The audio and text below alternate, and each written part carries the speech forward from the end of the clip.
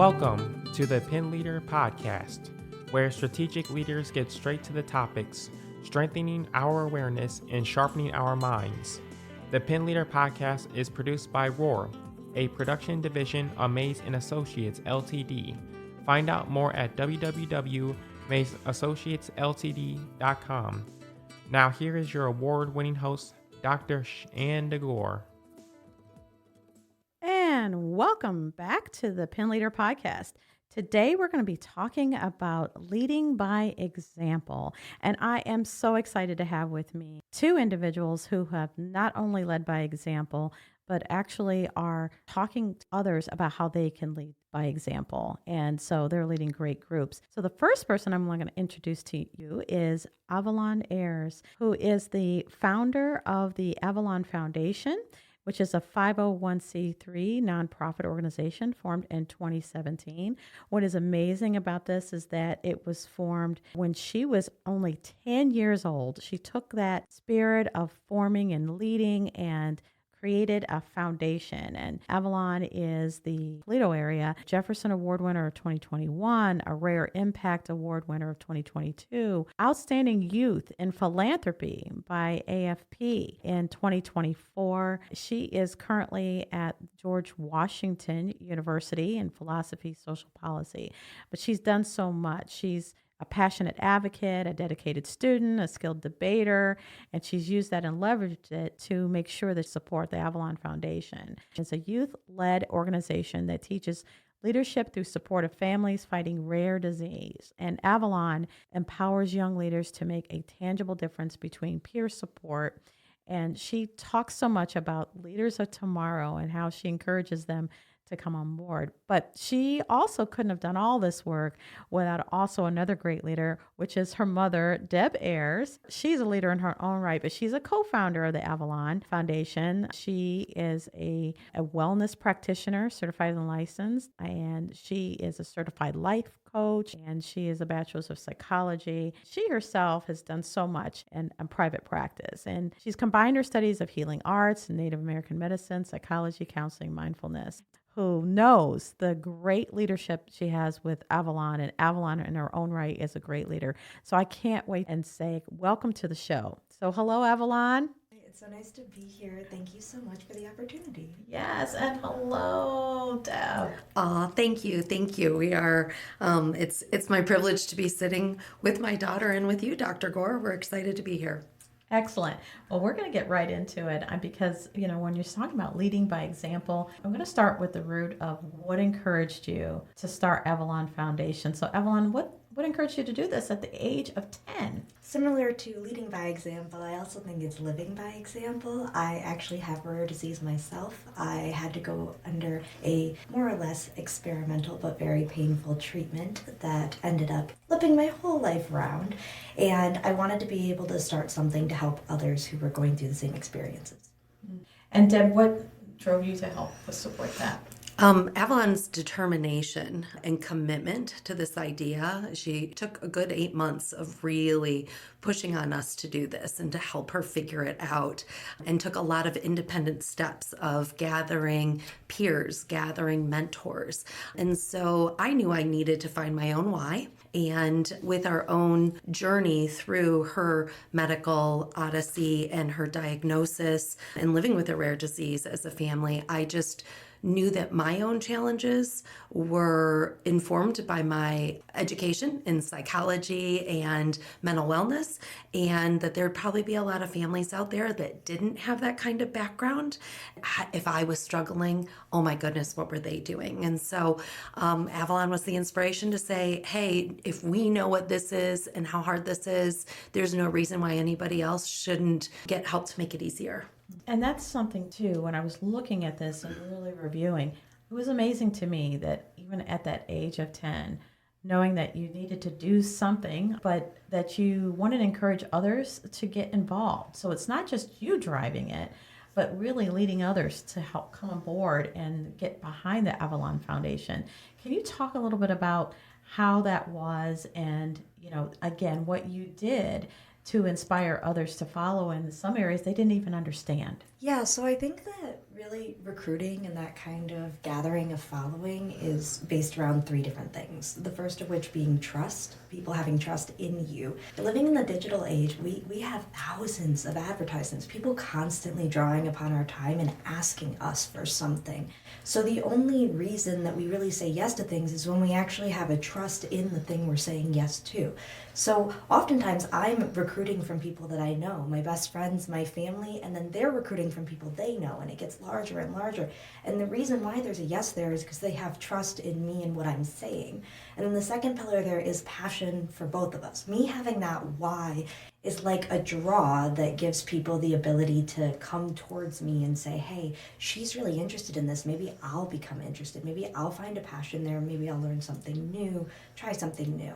And then the final piece is understanding. I've gotten a lot of no's in my life, and the most important thing is to remember that it's not personal. Everybody is going on their own path, finding their own passion, and that doesn't mean that I'm a bad recruiter. It just means that the circumstances aren't there. Mm-hmm. Excellent. I was wondering too about that, because that trust, we talk about trust quite a bit when we talk about pin leaders. You have to build those relationships, and at 10, building the relationship, it's not like you started a lemonade stand and that people just came by. You had to go out and actually get people motivated to give to the foundation, to get it going. And it's been going strong now for a number of years. How do you sustain that? Lots of hard work and passion. That organizations are really, really difficult to run, no matter if it's profit, nonprofit, or just, the public sphere. I think the most important thing is remembering your why. It's not just like a desire, it's a passion, it's a commitment to a cause that is just beyond yourself, that no matter what hardship you go through, you are going to be there for it. But even past that, it's also the quality of character that an individual has. It really doesn't matter on age or education or wherever you are at in your life. If you have a passion for something and you have the resilience to get through it, no matter if you're broke and have no volunteers at all and you just got to figure it out from the ground up, and you're willing to do that, then that shows you really found something that you'll love and you'll be able to go with. Yeah, we definitely talk about how in Pin Leader, we talk about strength of character, and so that people will understand that you're being true to yourself and what your pathway is, and you can get that conversation going with others, like why this is important. And let's talk about that messaging. How do you get the message out? Like, what pathways are you using so that people can understand? I think the most powerful one is word of mouth, like as in me walking up to somebody and just having that conversation face to face. We live in such an age where sending a message to get into or out of relationships, to try and get our causes out there, is powerful, but it's also not as emotionally driven. The most successful people I've ever had, the best character, the best recruitment, all of that has been just face-to-face talking with people and actually communicating my message where they can actually see my passion. They don't just hear it in my tone and my words. You don't know if that's real. You actually are seeing it on my body expression, my language, and my rhetoric. Excellent. What would you suggest to leaders who are out there who are thinking about starting a nonprofit? Because I get this so much. Oh, I've got a profit, but I've got this passion, and I want to start a nonprofit. And depending on where you are, there's so many nonprofits out there. So what advice would you give leaders? Well, specifically in our local area, which has one of the largest nonprofits per capita area, that is a very challenging and ambitious goal that a lot of people, I can see why they would be turned away from. I don't even want to sit here and lie. When I was 10 years old, I didn't even know that. I didn't even have a conception of that. I just said, let's do this. No strategic plan outside of that, just let's do this. And I think that jumping into it is the best way to do it, because if you have all of these other concerns and anxieties, strategic issues outside of it, you're just going to stop yourself from going after your goals. You just need to trust that you can figure out whatever the issue is when you get to that issue. Just take it one step at a time. I think then your advantage is that there was nothing. And obviously, and I'm looking at Deb because I know she did her research with it and said, there is nothing, because you went to try to find resources. Yes. So I love Avalon's passion, and being 10 years old and she gathered a group of about 15 other kids between the ages of 10 and 14 that launched this. And that's a lot of power. That's a lot of power to have young people like, we really want to do this. So, and yes, initially you're looking at it going, and there really isn't anything like this. Now, there was something similar to it. And I reached out to them first. And I said, can we collaborate? I am a collaborator and I believe in collaboration. I think, and Avalon knows this as well. And I think as she climbs further into her adult life, she's, going to experience that idea. I think that if you have the passion, you've got to find a place to put it. And if it's already out there, see how you can help what's already out there.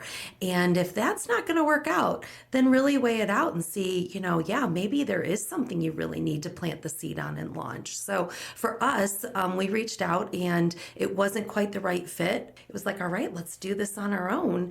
And we look to collaborate with every possible group that we can that has some sort of overlap. And part of our vision board has also been, let's not do something somebody else is already doing. How can we find the gaps of what's not being done and where the need is that we can really step into so that we're not replicating? And if something's already being done, how can we help them do it better, bigger, stronger, whatever that needs to be? Mm-hmm. Yeah, I think that goes right to the point. So you have a combination. I think what I'm hearing from Avalon is do not be afraid, go do it, as well as getting that research done from Deb to see if there's anything that's replicated. Because again, you just don't know until you go and do the research. Well, the fact that you needed that help, but there really wasn't a group that could help you with what was going on in your circumstance. Mm-hmm. So that gap. I know when we do research and I work with students and dissertation committees, I always go to the main pieces in research. Where's the gap? Fill the gap. Understand that there's a hole in the literature that it didn't exist before. There's a hole in services and the opportunity to lead and leadership in youth. That's another thing too, is, don't be dismissive of leadership in the youth. If there's some idea that's budding and going, get behind it and see, because it just encourages the next stage. And even if it didn't work out, it's that next stage but you tried. And there's some people that never try. Talk to me about that youth leadership, because it's younger, right? It's not as mature. How are you able to identify leaders in youth circles? And then why do you stay in that youth leadership pocket? So it's two questions for you. I think I want to mention that kids are pure with ambition. If you're looking at kids that are striving for leadership, that they don't even recognize themselves as that, especially at that age. There's something already happening that is part of their character. And we build our leadership program on 4 pillars. So it's leadership skills, compassion, commitment, and contribution. And if they learn everything that they do comes back to those 4 things, they get to carry that into everything they do in their life, professionally, personally, and otherwise. And that's really planting the seed of philanthropy to make the world a better place. And when you talk to young people that already have a concept that they have some sort of power to help other people or improve a situation or a cause of some sort, they're really uninhibited. And I think that it's a gift to those adults that get to work with them, So we have a lot of different ways that we ask for help in identifying who those individuals are, going into different schools, having counselors, teachers, adults identify the fact that there are quiet leaders in the world, and that maybe they're introverted, but they still have leadership skills. And we really like to help develop quiet leaders as well as those that are really extroverted, just like me. Do you want to comment, Av?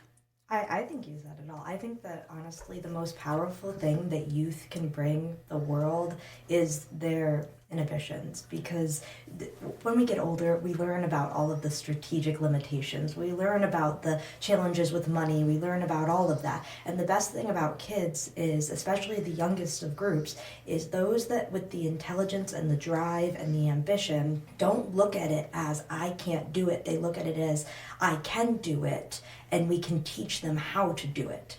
And that's just the most important piece. It's that, imagine if you had an employee in your company which literally had the dreams to make it multi-billion dollars, but they just didn't know how to. just teaching them how to. That's powerful.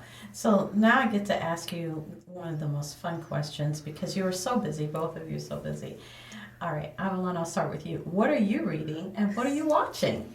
Well, as a college student, there is very little time for reading outside of the books that I'm given from them. But GW actually really fosters my passion for philosophy, and I think that I apply that a lot to my organizational skills. So I'm reading a lot of moral and ethical philosophy, taking a lot of organizational sciences classes, learning the intricacies of how the modern age and the economies work, and I'm really enjoying those. And in my spare time, I like to rewatch The Office because it gives that humorous drive to my life. It's a great show. Excellent. Deb, what are you watching and reading? Watching, I flip around to a lot of different things. I have a hard time not finishing a series. But my go-tos that I go back to a lot, I think my favorite is Madam Secretary. And so I can have that playing all the time, and I appreciate the character and the way everything was written. I think I learn a lot of diplomacy so that I know how to temper my passions when I'm speaking to people. So I think I picked that up kind of secondhand from that show. I also love Suits. I love Suits. I just, this fun, all these fun characters, ambition and ego and apology and forgiveness and, how the world works like that. I mean, it is so untrue to the natural world, but it's incredibly entertaining. So those are my two go-to for shows. And what I'm reading, I just finished The Go-Givers, which was recommended to me by Matt Hay. Prior to that, I had read his new book, which is called Soundtrack of Silence. And Matt Hay is just an incredible, inspiring person to me. So when he recommended The Go-Givers, I really appreciated that and started that one. So I'm just finishing up that book right now. Excellent. So it just says a lot about the fact that you're still reading and still watching TV. And, I ask this question only because we really, truly, sometimes we forget we have to have some outside, sources of information. And sometimes it can be TV shows and sometimes it can be relaxation, but it's all for different reasons why we pull for information. But I think, too, we have a number of people who book read. And so, book recommendations are really powerful, too. So thank you for that. And thank you for being on the show today. I really appreciate both of you. Thanks for having us. Yeah, it's been such an honor to be here, and I thank you so much. And thank you to our listeners. We appreciate your feedback, and you can provide that also at info@mazeassociatesltd.com. Thank you to our sponsor, Edward Jones, financial advisor, Jennifer Penzischen, who can help you with your goal setting and financial future. And, of course, until next time. The Pen Leader podcast is hosted by Dr. Shanda Gore and brought to you by Maze & Associates Ltd, creating customized solutions for growth in the areas of leadership development, strategic planning, and culture building. Find out more at www.mazeassociatesltd.com. Don't forget to subscribe to the Pen Leader podcast and share with others.